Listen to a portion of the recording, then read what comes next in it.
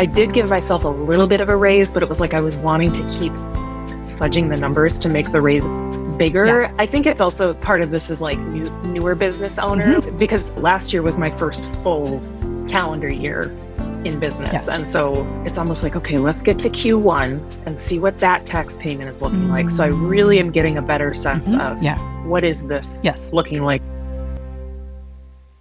Welcome to the Money Skills for Therapists podcast, where we answer this question: how can therapists and health practitioners go from money shame and confusion to feeling calm and confident about their finances and get money really working for them in both their private practice and their lives? I'm your host, Linzy Bonham, therapist turned money coach and creator of the course Money Skills for Therapists. Hello, and welcome back to the podcast. Today, we have a coaching episode with Ellie Tripp. Ellie is a graduate of Money Skills for Therapists. She graduated about 1.5 years ago. She's an early career psychologist in solo practice, and she shares that she started her solo practice out of the necessity when the group practice that she joined after postdoc was potentially closing. And she put here in brackets, due to financial mismanagement, they needed you. She says, Money Skills for Therapists helped me get to where my practice finances don't feel like a total mystery to me.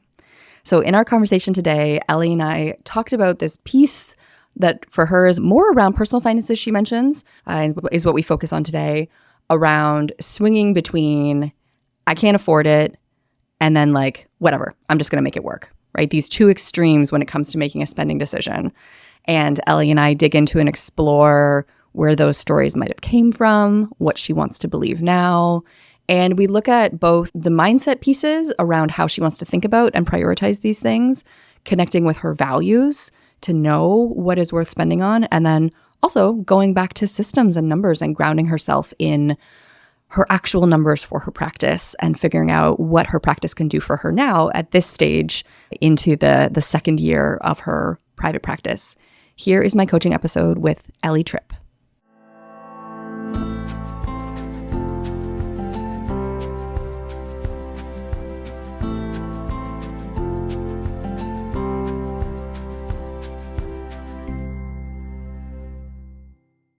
So Ellie, welcome to the podcast. Thank you. Glad to be here. So you are a graduate of Money Skills for Therapists. And can you remind me, how long ago did you finish up the course now? I think it's probably been about 1.5 years. Okay. Ish. It doesn't feel like that long. But no, it doesn't. Yes. Okay. So about 1.5 years ago that you finished up the course. And you were mentioning off mic that what you wanted to chat with me about today is something that you wanted to talk about when we had our time together in the course, but we ended up talking about other stuff instead. Yeah. I feel like I got into some money stories there, but then like so much focus on systems and like navigating that. Yes. And so this is something I've noticed both personally and professionally. It is like this thing where I'll look at something that I think I really want to do, a coaching program or a vacation or concert tickets or whatever, and I'll think, oh no, I really can't afford that. And then not necessarily with anything to do with actual numbers. Yes. Okay. Because heaven forbid we look at the data. I will switch into this, screw it. Let's make it happen. I can totally do this. And I hadn't quite teased apart like what in the world is happening here and like how could I maybe slow this whole process down or whatever. I'm curious, like how much time is there between these two reactions? That's a great question. And well, that's interesting. I feel like sometimes it could be mere moments. Okay. Maybe depending on like the volume of the excitement to do the thing. It's like, ooh, I really can't make that happen right now. Screw it. Yes. We're in. Okay. But then other times I think there's maybe a little bit more lag time and maybe a little bit more like slowing down, potentially looking at some numbers, but almost like trying to fudge them to really make them work. Okay. When maybe they can't actually, and or maybe they actually totally can, but it's like the emotion is getting in the way of like objectively really looking at what makes sense. Yes. Because I'm hearing like both of these reactions aren't necessarily grounded in any data. Like if you're going for the like, fuck it, do it anyways reaction, maybe you're looking at data, but only to support the fact that you already decided you want to do it. Yeah. Okay. So let's focus on the first story first, which is the like, I can't afford it. Can you like tell me more about I can't afford it? I think my brain was like, well, isn't that just like the story we tell ourselves right out the gate? Okay. And it's just like, I can't afford it. Okay. I don't know how much that's actually grounded in any truth, but that seems like, especially if something is of a larger price tag. Okay. You know. So yeah, for you, it's like such a default story that you're like, well, obviously it's just the truth. Okay. Okay. And like, I'm just curious, do you notice, is there a certain price tag that triggers this reaction, or can it also happen for smaller things? I think it can happen for smaller things. Like if I'm thinking of something in my personal life, like a concert ticket. Yeah. Probably if it's like over $100, I'm like, ooh, I don't know that I can afford that. Yes. But I can afford that, or make some choices that make that totally doable on a semi-regular basis. If it's something like a business coaching program, I think that has evolved. I think prior, I'm only a few years out of grad school. So I think as I was kind of starting my business and all of that, anything over like $1,000, I was like, gird your loins. But now that I have like explored more of like what's available in business coaching and like doing money skills for therapists and things like that, now it's, it's more like if it's over $2,000, then I'm really starting to like, not that I'm not getting stressed potentially about things that are under that amount, but probably anything over that is when I'm really like, I'm not so sure. Yes. Okay. So that number was 2,000, you said? Okay. Yeah. And I mean, that's an interesting point that you make, that has shifted for you, based on where you are in business. So that's an interesting reflection, right? Like that the story has changed where it lands. Okay. So that's with business. There's kind of this dollar amount. Personal, I'm hearing like if it's something like concert tickets, then like more than $100 makes you pause. Like, what is more than $100 that you would easily spend though? Like where's the rules different? What is definitely always worth more than $100? Vacations. Okay. Yeah. For sure. Yeah.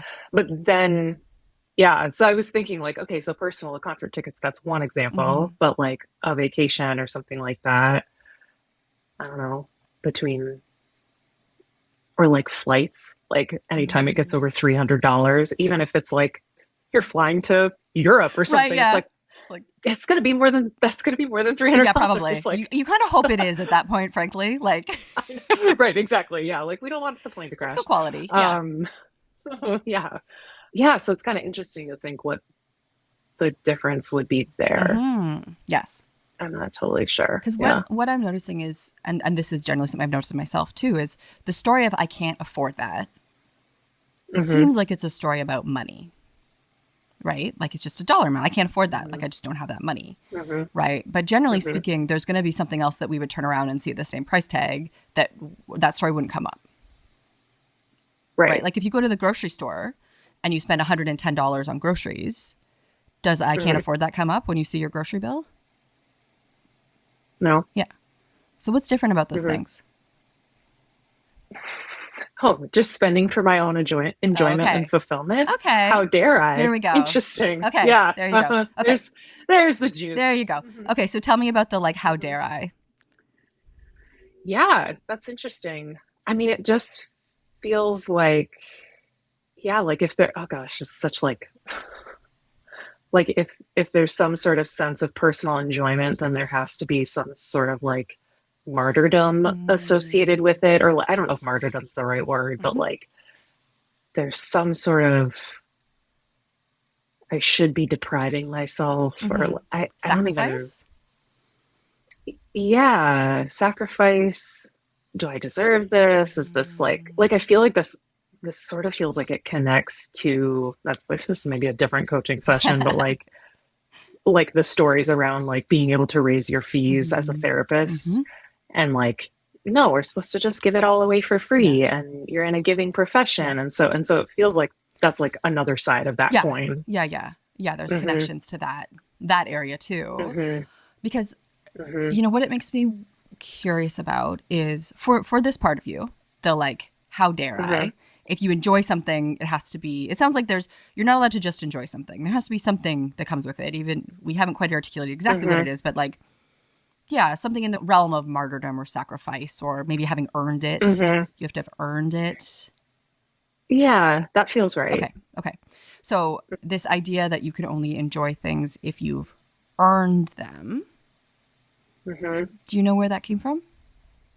Well, honestly, where my brain immediately goes to is getting your homework done so that then you could watch I mean, we got like a half hour of TV probably or something when I was little. So Yes. this was before iPads and Yeah. screen time being what it is. So there was kind of that, or like you needed to fulfill all of your obligations before you could do the fun thing.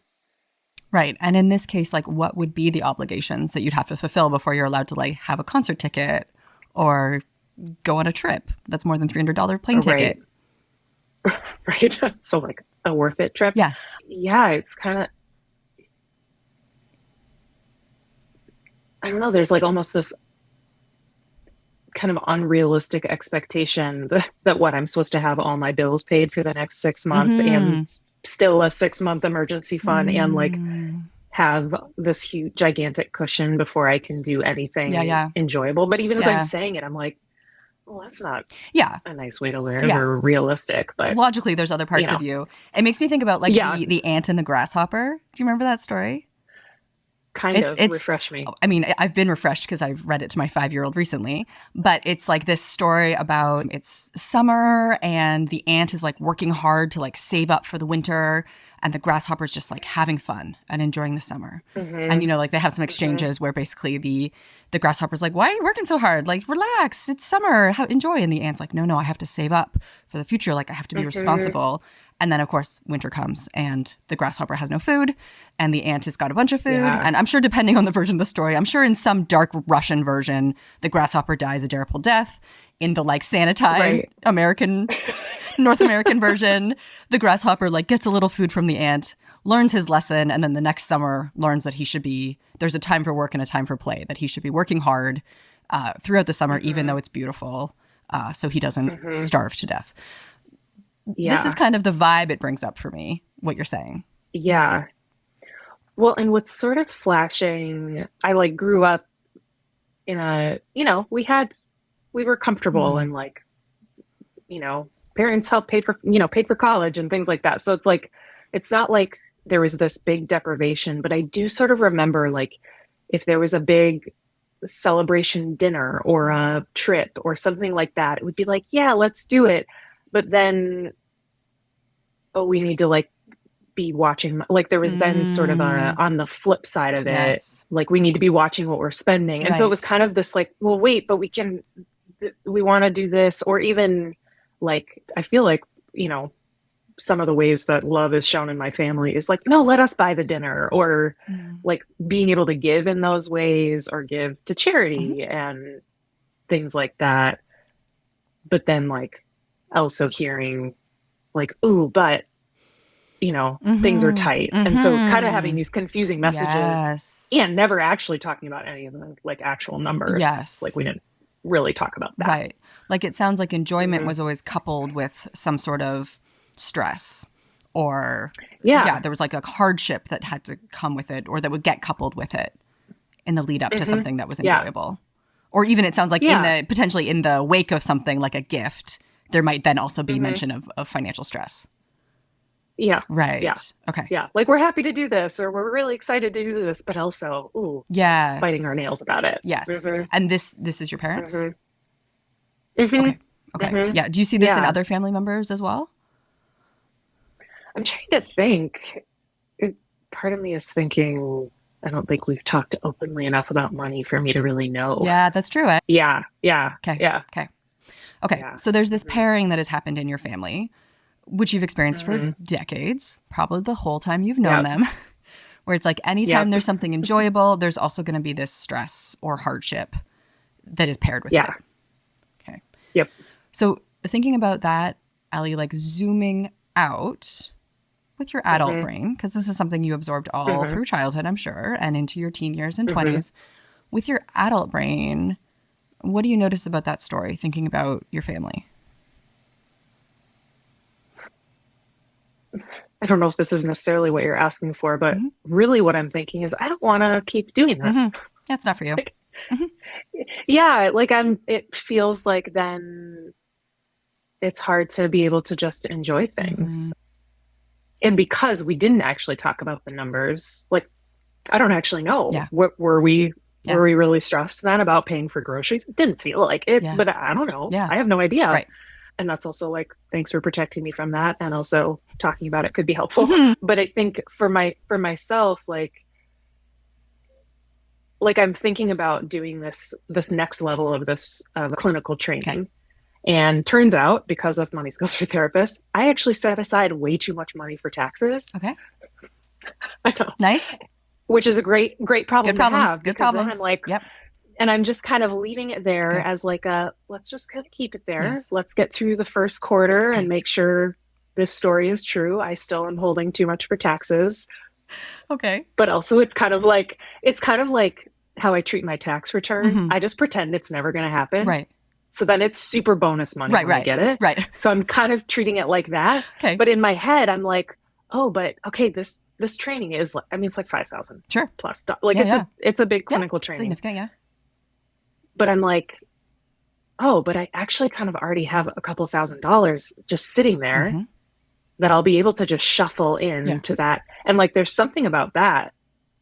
It just like my whole body relaxes where I'm like, I really want to do that. I think it'll be great for me clinically and like personally, just based on what I've heard from people and what they get out of it. It's actually based on the data and the numbers. I'm not depriving myself, and like I can still pay all my business expenses. And so there's something, so I think that story is like, yeah, I'm good with that. I don't really want to live in that space anymore. No, and what I'm hearing is you've now built skills and systems that mean that you also don't have to live in that place, right? Because that place is very much about having a purely emotional relationship with money. That is that there isn't any sense of like, oh, actually there's more than enough, or like, oh, but we have like this extra paycheck coming next month and you know, we've already hit this goal. Like there's no grounding there. Like it's all the emotion around money, the feast or famine around money with none of the actual data. But what I'm hearing is you actually have systems and skills that mean that you do have data and you actually do have money set aside because you've oversaved a bit for taxes, which is way better than super undersaving. Yes. By a landslide. Best problem. Yes. So there's like a couple thousand that's already there that you earmarked for taxes. And now that you've done your return, you see that it's extra that could go right into this training. Yeah. Yeah. Okay. And I guess where my brain goes is like, I've done all this work on the business money side of things, but then at home, for me personally, like I've been able to give myself a little bit of a raise and still would like to be bringing home a little bit more. So maybe that's also looking at that stack of extra tax money and going, okay, well, could we also split that between professional you and personal you? Because also, if you've oversaved, there can be a rejigging of your percentages in your system that you're using, right? And then you can see, is that money that stays in the business or is that more paycheck for you on a monthly basis based on now that you've seen how your taxes have actually shaken out? Yeah. So there's opportunity there to also give you just more month-to-month stability and comfort. Yeah. I think so. With this story then, you know, that you inherited, that you know you don't want, the like kind of feast or famine story, the like, you know, we can't do it, let's do it, like this pairing that's happened. What do you want to believe instead, Ellie, about making financial decisions? I want to ground my money decisions in actual numbers and in alignment with my values in like a really mindful and intentional way. Okay. So thinking about concert tickets and travel, which are two things that I also like, let's talk about how those connect to your values. How are concert tickets relevant to your values as a person? Yeah, I mean, I can be somebody that is maybe a little too like perfectionistic and works too hard sometimes, or then also is just like, whatever, just going through life. And I like concert tickets light me up.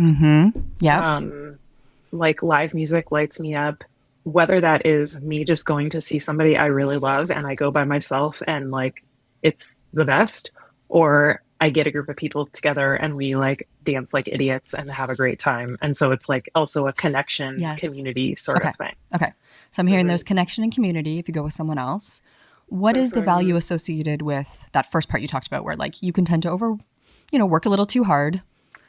What is it that concerts then bring into your life? Joy. Okay. So I'm hearing values here of joy, connection. Yeah. Like freedom. Yeah. Okay. Okay. Joy, connection, freedom. And what about travel? What values does that connect to? Same thing. Okay. Yep. Yeah. Joy, connection, freedom. And like a sense of like adventure. I don't know. Those are all things that make me feel more alive. Yeah. And that's what I'm thinking of is like it's living, right? You're giving yourselves experiences of like deep aliveness. And that's how I feel about live music as well. And I have a list of concerts that I regret not attending. Yeah. Because often bands don't come around 50 times, like it's like, right. And especially like being in Canada, I'm not in New York City where every band hits Toronto, right? Like, right. Sometimes it's exciting if somebody even crosses the border on their tour. So what I'm hearing here is almost to like seizing opportunity, like seize the day, seizing life, and actually giving yourself those experiences of joy and connection. Yeah. Yeah. And I think that there's a piece of like, so in my personal YNAB right now, it's like, I'm going to France in May to see a cousin and Taylor Swift. And nice. So get the package there deal. You go. Traveling to Denver in June for a friend's wedding. Okay. And like, so there are things on the budget that are like grounded in all of those things and feels a little bit like living outside my means. Yeah. And so there's like the joy, adventure, doing the things that make me feel alive.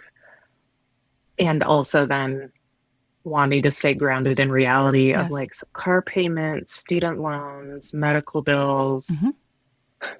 Yeah. Well, those are real. They are real. And if you don't pay them, it doesn't go well. Yes. And yeah, like what I'm hearing here is this inside of you. And I've experienced you as a very, like you can come across as very like focused. You take care of things. You're like serious in terms of like, I've never once thought like, Ellie's kind of reckless. She might want to like rein it in a little. That's never occurred to me, in the time that we worked together when you were in the course. But what I'm hearing is like there is that side of you that's like very much you want to make sure you're taking care of things, right? But then there's this other side that's about like joy and living and like being in the moment now, right? Because I always think about that too. Is like we don't know how long life is going to be. We don't know what our life is going to look like as we get older, right? So I also think about that now, like living while you're young and healthy and all of those things. And something that I'm curious about is you mentioned, that you ended up saving more for taxes than you needed. There might be opportunity in the business. Like, can you revisit your business numbers and just reassess whether you could give yourself a raise at this moment? Yeah. I think that's helpful because I think I did give myself a little bit of a raise, but it was like I was wanting to keep fudging the numbers to make the raise bigger. But I think it's also part of this is like newer business owner where I'm okay, because last year was my first full calendar year in business. And so it's almost like, okay, let's get to Q1 and see what that tax payment is looking like. So I really am getting a better sense of what is this looking like now that it's more, because I wonder if I do start to kind of stockpile money in the business out of fear. And then at home, that then makes the concert tickets and the fun things feel like they go in the fuck it bucket where I'm just like, well, there's the car payment and all this, but like, fuck it, we're going to just make it happen. Because, I am hearing that there is planning for trips, right? Like you are saving money, but it doesn't sound to me like there's necessarily like a concert ticket line in your budget at the moment. And that's part of it too, right? Is like, what I'm picturing for your budget is either a line that's concert tickets or that's just like straight up like joy. Here's my like $200 a month of joy. And maybe that's a concert and maybe it's dinner with friends and maybe it's some other spontaneous thing to make sure that is actually getting space. Because otherwise it's almost like you're setting that up as like a devious part of yourself that's not getting considered and then has to just be like, fuck all of you, I'm going to the concert, because it's not being it's not being taken care of. There's no space for it in the budget otherwise. Yeah. And I think your point of even just like observing me as like a coach for 6 months or whatever is like, I haven't been a reckless person. And so, but I think because I'm not a reckless person, that then at some point I reach my limit and then I'm like, screw it, we're going to Mexico. Yeah. And there is this extreme that happens, I think, when we don't let all parts of ourselves get expressed in our life, right? And like in IFS parts work, that, you know, those would be kind of exiles, right? Like parts that are owning like disowned feelings or desires. And that is what happens, is we do end up like doing things in the extreme because that part of you is not getting fed. Like it's not getting space in your normal life or specifically in your budget. It's not getting its own budget line, right? And so there is no space for it other than to kind of like break through and impose itself and just say, fuck everything else, because there's no other option, it sounds like, at this moment. Yeah. Well, and I have like the fun money line. Okay. But I think it's gloriously too low. I was going to say it's insufficient. You know, can I ask how much money is in the fun money line? You know, I think I probably have it at like $50 or $80. Okay. And that does not include dining out. So okay, dining is separate, friends, but $50 or $80. It is not in there. Yes. Yeah, and considering probably a decent concert ticket is more than $100, it's not meeting your needs. So I am curious, like if you check in with your concert-loving, joy and connection-seeking part of yourself, how much money a month would help to feed this part so that it gets regular space in your life? Yeah, I would say like 150 to 200. And I would almost say like 200 to then start to kind of build up the buffer. Nice. That's true. Because some months there won't be a concert. Nobody's coming to town and I don't care. And, you know. Okay. Yeah. So $200 a month. And it sounds to me, you'll have to go back to your numbers, look at maybe your profit first calculator, take another big picture perspective. But it sounds to me like there's probably at least $200 a month in your business that could be coming home to you instead. Yeah, that would be a nicer raise than the like, I don't know, $60 raise or something. Ellie. To myself. I know. I'm scared. You're scared. I was like, that doesn't even count as a raise. Not like in the world that we live in. Maybe in like 1930, that would have been a good raise per month. But, you know, 100 years later, it's not going to make a big difference for you. Maybe not. Right, it's like you got to buy like one slightly nicer grocery shop, maybe, is what that would get you. Maybe. Yes. Right. Okay. Right. Yeah. Okay. So thinking about our conversation then, what do you see as your action plan? What are your next steps coming out of this conversation today? Yeah. I mean, I think it is like kind of in this first quarter, like actually going back and reevaluating the numbers and that might be like, I feel like I am using the tax percentages that Profit First says and all of that. And it's kind of like, and it feels like it's actually, my buffer is aplenty. Yes. And so I think it's actually reevaluating it on what do the actual numbers say and what are the averages that I'm going to need to pay out so that then I can shuffle that. Well, and part of where you are with having been newer in practice is chances are you've just earned less than you will earn in the future. So that's also something to consider. Yeah. And that's like going back to module 5 in the course and just like looking at those tax lessons again and thinking about, okay, last year this is where I landed with my new cruising altitude and what's normal now, or if I actually get to capacity this year, this is how much I'm projecting to make and this is the tax bracket I will land in.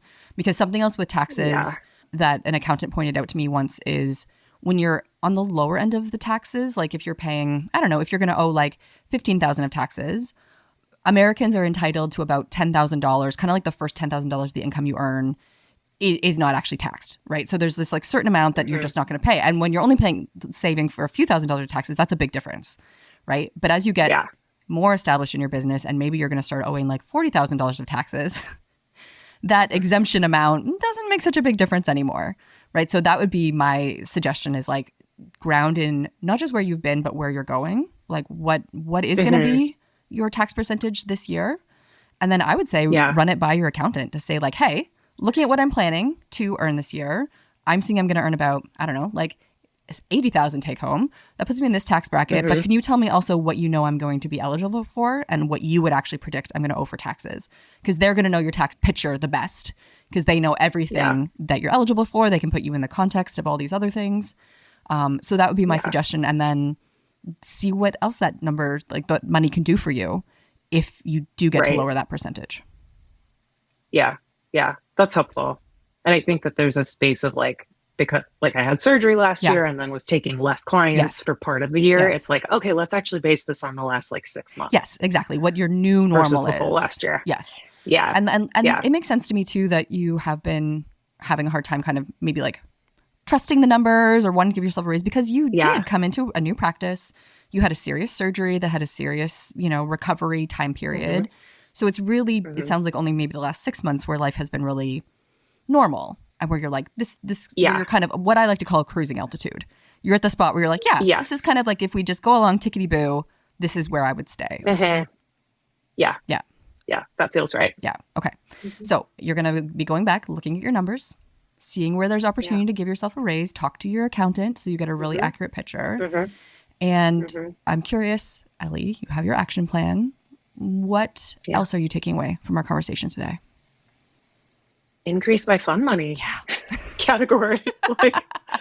Like let that be one of the priorities. Like, yes, we have to pay the car payment and the student loans and all of that. And those are substantial, but really making sure that those things are prioritized. Absolutely. Yeah. When I was a teenager, I was an overly serious teenager. You might be shocked to find out. Really shocked. I know. I was like a punk goth. So on the outside, I looked like kind of scary, but I was also like a straight A student, very responsible. And I remember starting to like use this phrase, which I thought I made up, but I probably didn't, which is life is for the living, which is like something I had to remind myself of. Like, if I was like slightly older, I probably would have got it like tattooed on my arm to be like, I need to look at this every day. Life is for the living. Right. And I think when you're really good at managing and being responsible and like not making mistakes, it's easy to forget that life is for the living, right? Like life is about joy and connection. It's not about like having everything totally lined up perfectly. And this is what I'm hearing with you is like, there needs to be more space for actually just planning for that, for just being alive. Yeah. And not having it be a deprivation. And I think some of that, that's probably another episode, is like graduating from grad school a little bit later in life. And then therefore retirement planning and all those things are happening later. I think that probably attaches to I'm like, no, we got to get ahead. Yes. It feeds that. And like something that I'm taking away from our conversation today is just the importance of taking care of all of those parts of you, right? Not letting that part that knows that you're not where you want to be in terms of retirement, not letting that part take fun and joy away from the part of you that loves going to concerts. Right. Yeah, exactly. Like these dollars can do multiple jobs for you. That's right. Yes. Ellie, thank you so much for coming on the podcast today. It was lovely. It's lovely to talk to you again. Yeah, this was great. Really appreciate it.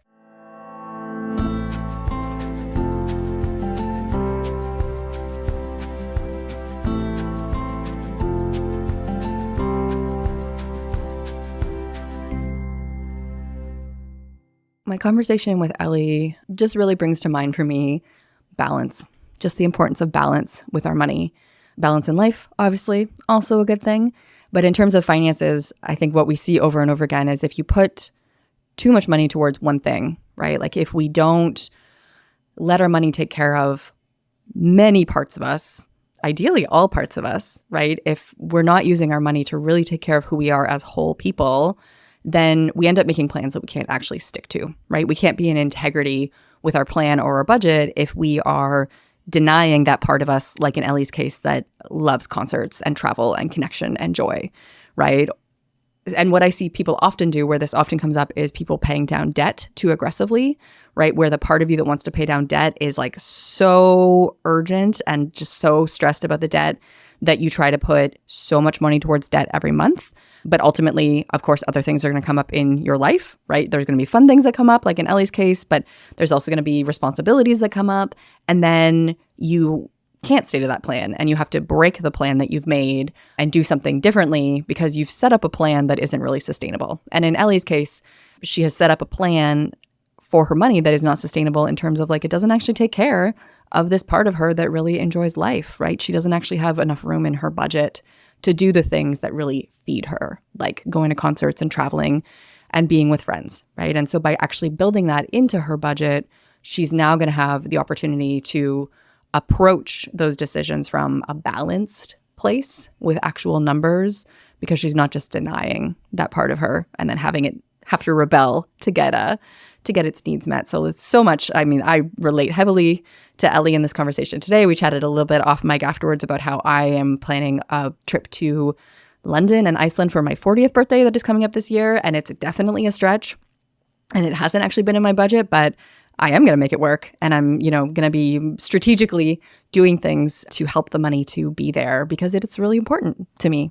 And that's also another thing too, is we can't always plan for the really fun and exciting opportunities that are going to come up. But if we commit to them, we can also make the money work, right? By making strategic decisions and being in our own businesses. It's a beautiful thing, because you can actually make decisions that help more money show up when you need it to feed you and feed your life, and let money actually take care of us. So thank you so much to Ellie for coming on the podcast today. You can follow me on Instagram at Money Nuts and Bolts.